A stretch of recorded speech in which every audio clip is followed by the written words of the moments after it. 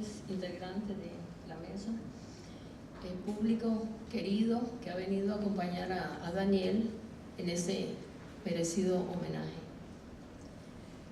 Hace unos días vine a ver aquí en esta misma sala la obra de Eurídice, y leyendo el programa de mano topé con las palabras de la directora aquí presente, Roxana Ávila. De ella, y con su permiso, tomo prestadas las que me parecieron palabras apropiadas a modo de epígrafe de las palabras que ya tenía elaboradas para decir en esta actividad. Dice Roxana: el Hades como espacio del olvido es lo que toca nuestras fibras más humanas, porque todas las personas moriremos, y sin embargo el sueño es que no nos olviden. Vivimos suponiendo que nuestros actos tienen sentido, pero ¿y si no marcamos a otras?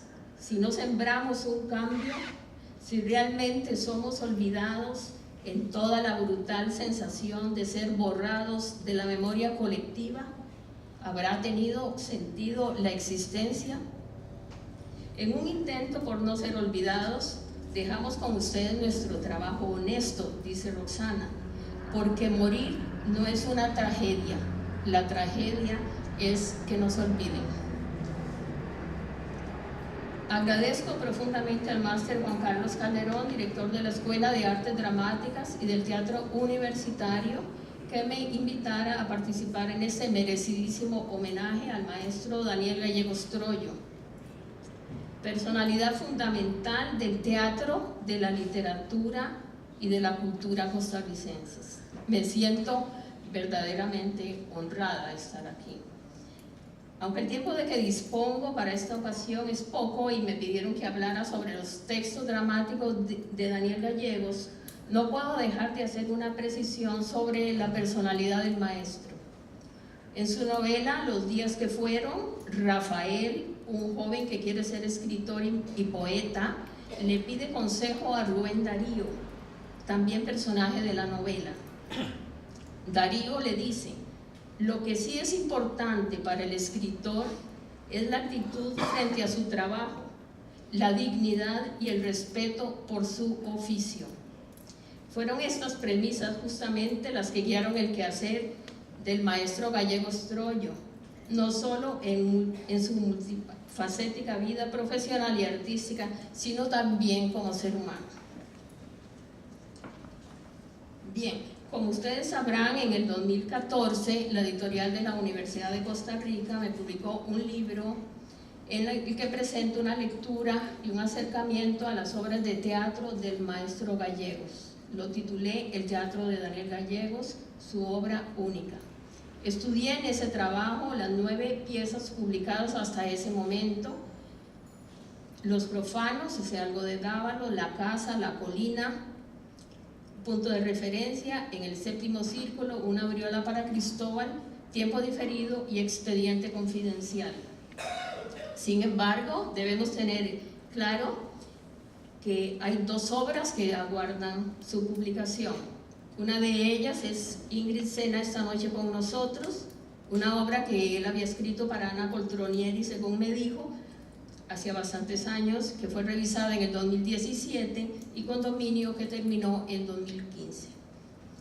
En este libro yo pretendo demostrar que la obra dramatúrgica del maestro Gallegos tiene una unicidad que se apoya en 2 grandes ejes que se corresponden con 2 de sus preocupaciones más esenciales y que por medio de la escritura él trató de enfocar desde distintos ángulos, en distintas situaciones y por supuesto con diferentes personajes.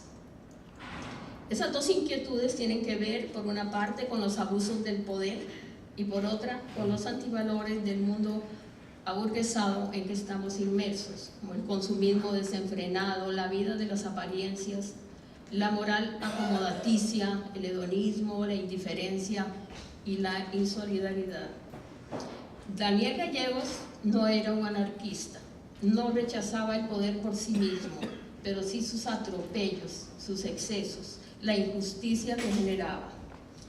La vida social organizada sobre estas dos coordenadas, según se deriva de sus obras, provocan en el individuo que las sufre las consecuencias, un estado de conflicto interior, de malestar, de insatisfacción, de sensación de fracaso, de impotencia, que se manifiesta en primer lugar contra él mismo, pero también con los seres más cercanos, con la sociedad, con la divinidad, con cualquier otra instancia.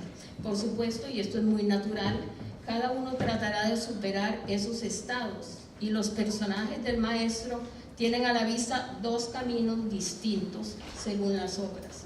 Por una parte, el más civilizado, como el diálogo o la tolerancia, pero la mayoría de las veces toman el camino de la provocación, el abuso, la violencia, en un sinfín de variantes, como los llamados juegos cerebrales o de cabeza, que se ponen en práctica en ese algo de Dávalos y en Expediente Confidencial, la venganza, las manipulaciones, los castigos, la agresión física, verbal y psicológica, como se ve en La Casa, La Colina, Punto de Referencia o en El Séptimo Círculo, que según creo yo es donde se llevan al límite. ¿A qué conduce todo esto? ¿Y qué propone el maestro Gallegos?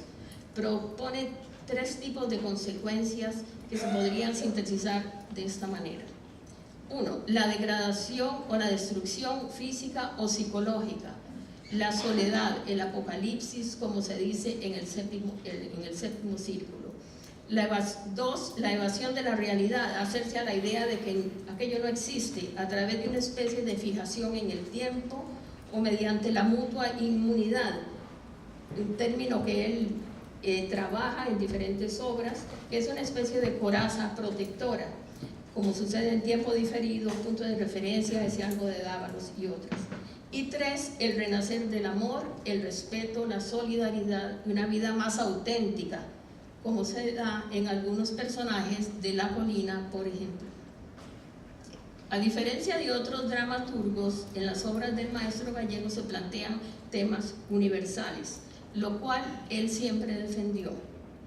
Cuando se puso en escena Punto de Referencia, se le volvió a reclamar que él no escribía sobre temas locales, como sí lo hacían otros dramaturgos. Daniel se molestó un poco y contestó que el teatro debía ser una plataforma para discutir ideas y no podía limitarse a determinados temas.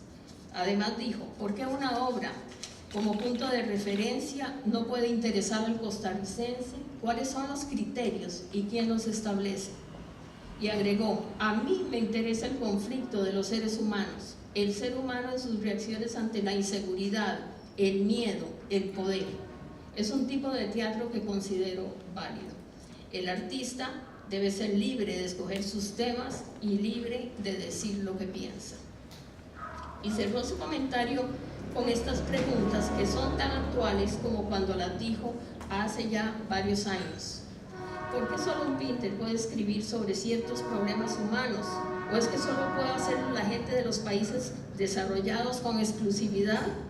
¿Podría ser esa la causa por la que no hemos dado en teatro el salto que se ha dado en la novela? Y si se estudian las obras,